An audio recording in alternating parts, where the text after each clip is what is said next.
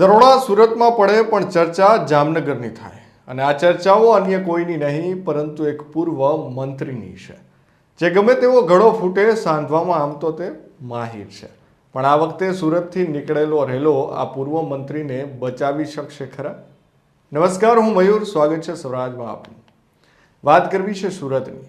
સુરતમાં તાજેતરમાં જ ઇન્કમટેક્સ વિભાગે હીરાના વેપારી અને બિલ્ડર ક્ષેત્ર સાથે સંકળાયેલા ગજેરા બંધુના ઠેકાણે દરોડા પાડ્યા હતા.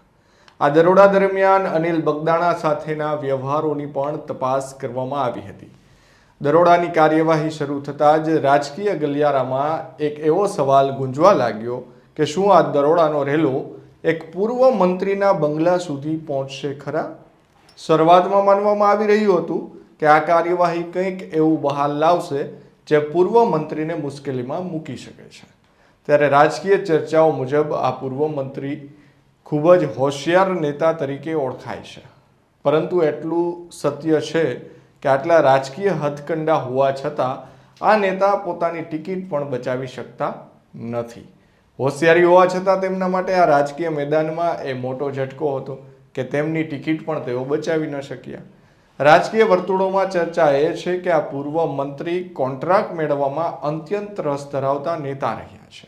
સગા વાલાના નામે કોન્ટ્રાક્ટ લેવા, સત્તાનો ઉપયોગ કરી નેટવર્ક ફેલાવવું, આ બધું તેમની કાર્યશૈલીનો એક ભાગ હોવાનું કહેવાય છે. આ એ જ પૂર્વ મંત્રી છે જેઓ અગાઉ ગુજસીટોક જેવા ગંભીર કેસમાં ફસાઈ જવાની કગાર પર હતા અને આખરે બચી ગયા અને તેમની ચર્ચાઓ રાજકીય ગલિયારામાં ખૂબ થઈ હતી. ત્યારે સત્તાવાર કાર્યવાહી પહેલા જ હાથ પગ જોડીને આજીજી કરીને બચી ગયા હોવાની ચર્ચા આજે પણ સંભળાય છે. આથી જ સવાલ ઉઠે છે, શું આ વખતે પણ એ જ રસ્તો અપનાવવામાં આવ્યો હશે? અનિલ બગદાણાના સામ્રાજ્યની પાછળ આ પૂર્વ મંત્રીનો હાથ છે ખરા? એવી વાતો ખૂબ ચર્ચાઈ રહી છે. આજે આ પૂર્વ મંત્રી રાજકારણમાં હોવા છતાં મિસ્ટર ઇન્ડિયાની જેમ ગાયબ રહે છે. કેટલાક નેતાઓ તો તેમની બાજુમાં બેસતા પણ ડરે છે કે ક્યાંક આપણું નામ પણ આ વિવાદોમાં ન આવે.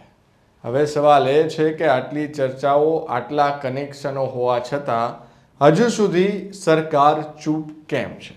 શું આ ચૂપ્પી કોઈ સંકેત આપી રહી છે કે પછી બધું માત્ર આ બધી રાજકીય ચર્ચાઓ જ થાય છે? આ તમામ વાતો રાજકીય ગલિયારામાં ચાલી રહેલી ચર્ચાઓની છે. હકીકત શું છે તે તો તપાસનો વિષય છે.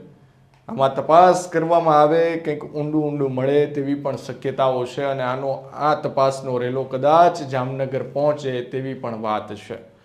પરંતુ ત્યારે સૌથી મોટો પ્રશ્ન એ છે કે સરકાર આ પૂર્વ મંત્રી સામે કડક કાર્યવાહી કરવાના બદલે હજુ સુધી મૌન કેમ છે? શું આ સત્તાની રહેમ નજર છે કે પછી કોઈ મોટી ગોઠવણ છે?